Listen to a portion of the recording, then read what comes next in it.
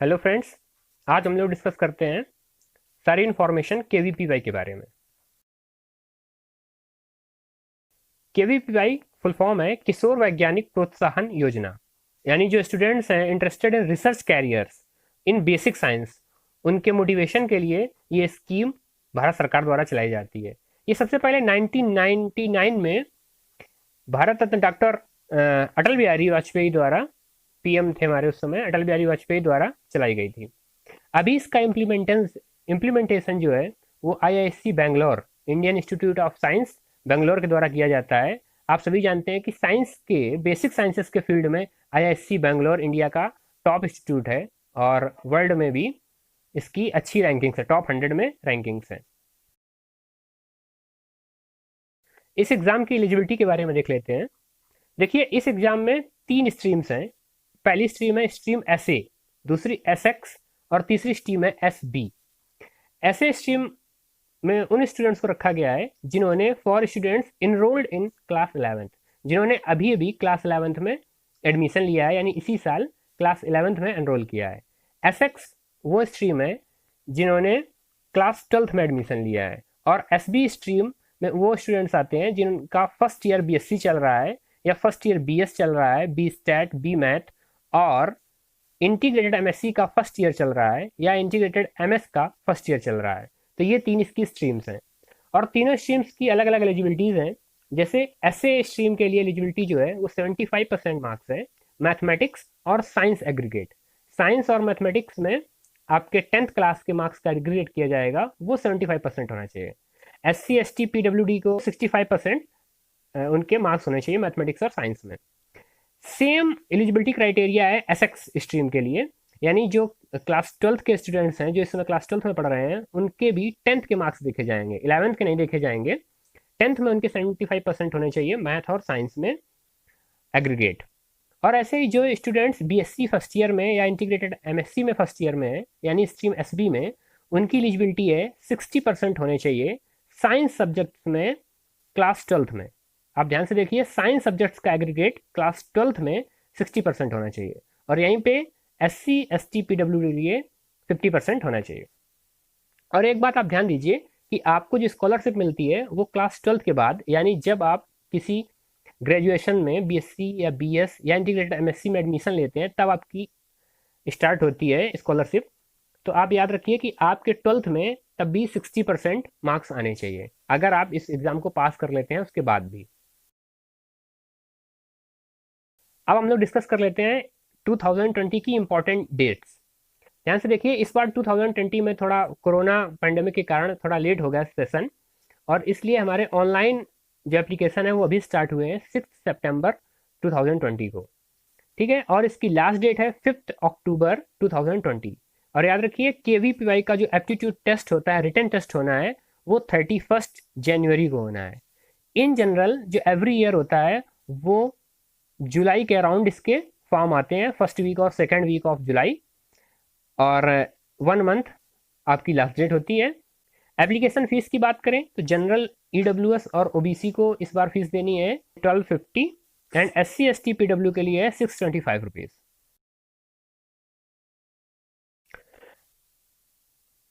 अगर exam pattern और syllabus की बात देखें तो ध्यान से देखिए, इस बार का जो एग्जाम है, अभी तक की ऑनलाइन और ऑफलाइन पहले दोनों टाइप से होता रहा है, बट इस साल से आगे से ऑनलाइन एप्टीट्यूड टेस्ट ही होगा।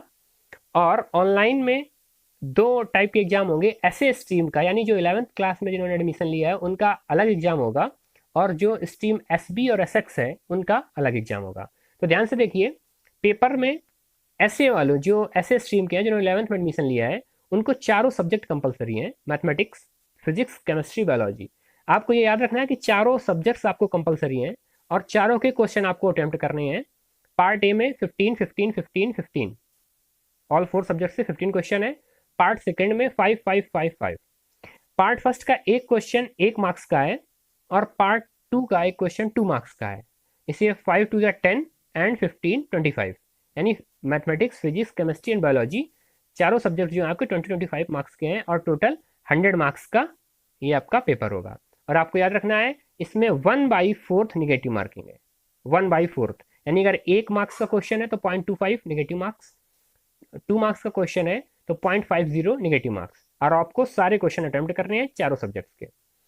एसबी और एसएक्स स्ट्रीम में आपको थोड़ी सी लिबर्टी है। पार्ट ए में, पार्ट फर्स्ट में आपको 20 क्वेश्चंस मिलेंगे चारों सब्जेक्ट्स के, और यहाँ पे आपको कोई भी 3 करने हैं। मैथमेटिक्स, फिजिक्स और केमिस्ट्री कर सकते हैं, या बायोलॉजी स्ट्रीम वाले फिजिक्स, केमिस्ट्री, बायोलॉजी कर सकते हैं। कोई भी आप 3 यहाँ पे कर सकते हैं। और थोड़ी सी और फ़ायदा आपको मिल जाएगा यहाँ पे पार्ट सेकंड वाले पार्ट में। इसमें आपको कोई भी 2 करने हैं, आपको जो भी इजी लग रहे हो कोई भी 2 आप कर सकते हैं यहाँ पे। और इस तरीके से आप देखिए, अगर आप 2 पार्ट कंप्लीट करेंगे तो 40-40-80 मार्क्स हो जाएंगे, और एक थर्ड इससे करना है तो 20, यानी यहाँ भी टोटल 100 हो जाएगा। और यहाँ की भी माइनस मार्किंग 1/4 ही है, नेगेटिव मार्किंग। और अगर कट ऑफ की बात करें तो कट ऑफ जनरली जनरल जो था 2019 का कट ऑफ, एसए स्ट्रीम का 50 था ओवरऑल कट ऑफ, और एसएक्स स्ट्रीम का 57, एसबी का 48। इस बार ध्यान से देखिए, जो इंपॉर्टेंट पॉइंट है कि इस बार केवल हमारा एप्टीट्यूड एग्जाम ही होना है, केवल एप्टीट्यूड।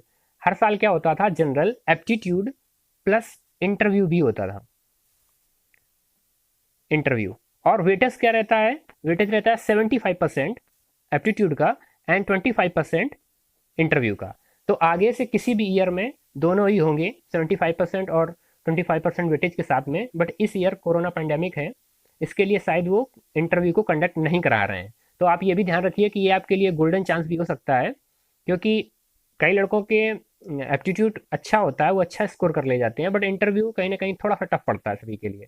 तो इस बार आपको ध्यान रखना है कि केवल और केवल ऑनलाइन एप्टीट्यूड टेस्ट से ही आपका पूरा सिलेक्शन होना है। तो एक गोल्डन चांस मैं बोलूँगा इसको। अब हम लोग डिस्कस कर लेते हैं बुक्स एंड रिसोर्सेज के बारे में। तो ध्यान से देखिए, फिजिक्स के लिए सिलेबस में इन्होंने, देखो मैं आपको बता चुका हूँ, सिलेबस इन्होंने लिखा है कि कोई भी आपका प्रेस्क्राइब्ड सिलेबस नहीं है केवीपीवाई के लिए। आपको वो लिख के यही देते हैं कि आपको वही पढ़ना है जो आपको सिलेबस में आपके 10th 11th 12th और बीएससी फर्स्ट ईयर में आपको पढ़ाया जा रहा है। बट हम सभी जानते हैं कि जो वो लिखते हैं उससे थोड़ा सा काफ़ी हायर लेवल का वो पूछते हैं। तो ध्यान से देखिए आप क्या पढ़ सकते हैं अभी, अगर आप 11th में एडमिशन लिया है आपने। देखिए, फिजिक्स में आपको एनसीईआरटी तो मस्ट है। एनसीईआरटी एक नेशनल पब्लिकेशन है, और सारे नेशनल एग्जाम्स कहीं ना कहीं एनसीईआरटी को जरूर रिकंसर्न करते हैं, और फिजिक्स में आपको एनसीईआरटी पढ़ लेनी है। उसके बाद जो दूसरी बुक है, जेई के लिए भी इंपॉर्टेंट होती है, नीट के लिए भी इंपॉर्टेंट होती है, और केवीपीवाई के लिए भी बहुत इंपॉर्टेंट है, वो है concepts of physics by doctor H C Verma. सभी लोग जानते हैं एच सी वर्मा हमारे आईआईटी कानपुर के प्रोफेसर रहे हैं, और जेई स्टूडेंट्स के लिए तो बहुत ही फेमस हैं। तो इसलिए ये बुक में बहुत अच्छे अच्छे क्वेश्चंस हैं। आप जितना ट्राई कर सकें, जितना कोशिश कर सकें, इसके क्वेश्चंस को कंप्लीट कर लें। तो आप फिजिक्स में 2 बुक्स तो जरूर कर लें। इसके बाद केमिस्ट्री में एनसीईआरटी मस्ट है, एनसीईआरटी आप जरूर ही कर लें, क्योंकि एनसीईआरटी से कई बार डायरेक्ट क्वेश्चन भी केवीपीआई में आ चुके हैं। और यहाँ पे ऑर्गेनिक केमिस्ट्री का पोर्सन मतलब मोस्ट इंपॉर्टेंट है। ऑर्गेनिक से काफ़ी क्वेश्चन पूछे जाते हैं, रिएक्शन मैकेनिज्म वगैरह काफ़ी ज़्यादा पूछी जा सकती हैं। इसके अलावा आप कोई भी जेई की बुक रेफर कर सकते हैं, मतलब एमसीक्यू वगैरह सॉल्व करने के लिए जेई की बुक को रेफर कर सकते हैं। बट एनसीईआरटी आपको मस्ट है, जरूरी पढ़नी चाहिए। सर जिन्होंने मैथमेटिक्स लिया है 11th क्लास में, उनके लिए बायोलॉजी थोड़ा टफ पड़ता है, बट आपको पढ़ना पड़ेगा, और एनसीईआरटी ही आपके लिए इनफ है। एनसीईआरटी से डायरेक्ट क्वेश्चन के भी पूछ लिए जाते हैं। तो एनसीईआरटी आप पढ़ लें। देखिए 9-10 की आपने पढ़ रखी है, एक बार उसको रिवाइज कर लें, और थोड़ा सा 11th पे फोकस करें। और जो पार्ट आपको 9th और 10th में 12th में मिल रहा है, 9th और 10th से रिलेटेड, 9th एंड 10th में आपने कोई चैप्टर देखा और उससे रिलेटेड जो जो पार्ट 12th क्लास में है, उसको 12th क्लास की बुक से भी एक बार थोड़ा सा पढ़ लें, ठीक है। देखिए मैथमेटिक्स पे आते हैं। मैथमेटिक्स एक बहुत ही इंपॉर्टेंट पार्ट है केवीपीआई के लिए, और सबसे टफेस्ट भी है। इसके लिए आपको सबसे पहले एनसीईआरटी कर लेनी है, बट एनसीईआरटी बिल्कुल भी इनफ नहीं है केवीपीआई के लिए। केवीपीआई के लिए आपको एक अच्छी बुक आती है, test of mathematics at the 10+2 level, और ये इंडियन स्टैटिस्टिकल इंस्टीट्यूट के द्वारा ये प्रिंट होती है बुक। ये बहुत अच्छी बुक है मैथ के लिए, तो इसको आप जरूर सॉल्व करें। ध्यान रखें केवीपीआई में ज्योमेट्री के क्वेश्चन बहुत अधिक पूछे जाते हैं। आपकी जैसे सॉलिड ज्योमेट्री हो गई, सर्कल के क्वेश्चंस हैं, ट्रायंगल्स के क्वेश्चंस हैं, क्वाड्रिलेटरल्स के क्वेश्चन हैं, एंगल फाइंड करना, और इस टाइप की ज्योमेट्री के बहुत ही स्टैंडर्ड क्वेश्चंस बन सकते हैं, और वही मैथमेटिक्स में काफ़ी ज़्यादा पूछे जाते हैं। तो आप कोई भी अच्छी सी अगर ज्योमेट्री की कोई बुक ले सकें, तो आप ज्योमेट्री की कोई बुक अच्छी प्रैक्टिस कर लें। और नंबर सिस्टम पे भी थोड़ा फोकस करें कि नंबर सिस्टम से कुछ कंसेप्चुअल क्वेश्चन पूछ लिए जाते हैं। तो बुक्स में आपको क्या है, बेसिकली सारे एनसीईआरटी तो कंप्लीट करनी ही है। फिजिक्स में concepts of physics, S C Verma, और केमिस्ट्री में ऑर्गेनिक केमिस्ट्री पे थोड़ा सा फोकस एक्स्ट्रा रखें। बायोलॉजी में आप एनसीईआरटी ही पढ़ लें, और मैथ के लिए मैंने आपको बुक बता दी। और अगर मटेरियल लेना चाहते हैं आप कुछ, तो रेजोनेंस का केवीपीवाई जो मटेरियल है, रेजोनेंस का केवीपीवाई मटेरियल काफ़ी यूजफुल है, मतलब प्लेंटी ऑफ क्वेश्चन उसमें दिए गए हैं, और क्वालिटी भी काफ़ी स्टैंडर्ड है। तो आप अगर उसको परचेज करना चाहें तो वो कर लें, पर पहले आप ये करें जो ये NCERTs and ये मटेरियल है। उसके बाद अगर आपके पास टाइम है तो रेजोनेंस का भी मटेरियल आप कंसल्ट कर सकते हैं।